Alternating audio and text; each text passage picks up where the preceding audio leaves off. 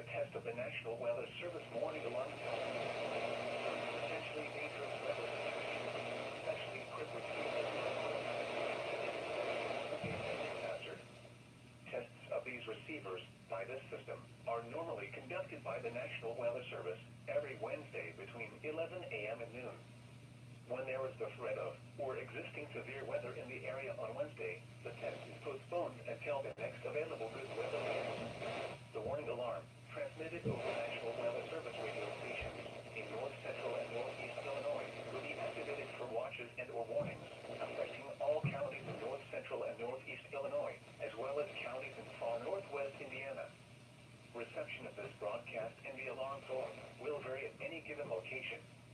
This variability, normally more noticeable at a distance from a given transmitter, will occur even though you are using a good quality receiver in perfect working order. This concludes the tone alarm test. We will now return to our regular program.